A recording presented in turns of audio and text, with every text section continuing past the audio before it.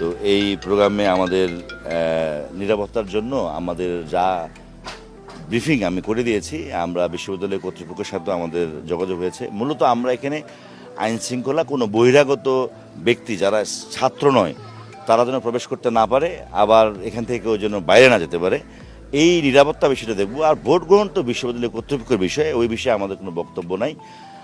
ওনারা যদি প্রয়োজন মনে করে আমরা ওনাদের রিকোয়ারমেন্ট অনুযায়ী শুধুমাত্র মুভমেন্ট করব। এর বাইরে আমাদের এখানে সিভিলিয়ান অথবা কোনো অন্য কোনো রাজনৈতিক দলের কোনো সদস্য অথবা মিডিয়ার বাইরে অন্য কোনো কর্মী যাতে প্রবেশ না করতে পারে, এইটা আমরা রেস্ট্রিকশন করব, আমরা এটা একটু নজরদারি করব।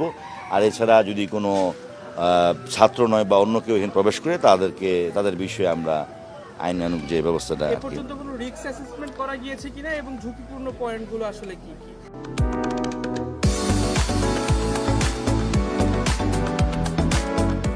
না, এখন পর্যন্ত কোনো রিস্ক নাই। আর ঝুঁকিপূর্ণ পয়েন্ট বলতে জানেন আপনি, জাহাঙ্গীরনগর বিশ্ববিদ্যালয়ের বিশাল ক্যাম্পাস, একটু এই অনেক লম্বা। তো এই যেমন গেরুয়া বললাম যেটা আর কি, যে এইটা মানে একটু ঝুঁকিপূর্ণ না, এটা হচ্ছে যে আছে না যে অধিক ঝুঁকিপূর্ণ কেন্দ্র, কম ঝুঁকিপূর্ণ কেন্দ্র। তো এই গেটটা হচ্ছে একটু, এই যে গেটের সাইড দিয়ে একটু বাঁশ দিয়ে রাখছে, এই গেট দিয়ে হয়তো অনেক বাইরের লোক প্রবেশ করতে পারে, এটা যেন না করতে পারে এই জন্যই এখানে আসা এবং নিরাপত্তাটা দেখা আমাদের লোক এখানে থাকবে। আর পুলিশের পাশাপাশি এখানে বিজিবি 8 প্লাটুন আছে, আনসার আছে, ওনারাও আমাদের সাথে, নির্বাহী ম্যাজিস্ট্রেট 8 জন, ওনারাও আমাদের সাথে আইন শৃঙ্খলা নিয়োজিত দায়িত্বে থাকবেন। এখন পর্যন্ত কোনো নিরাপত্তা বা কোনো শঙ্কা নাই।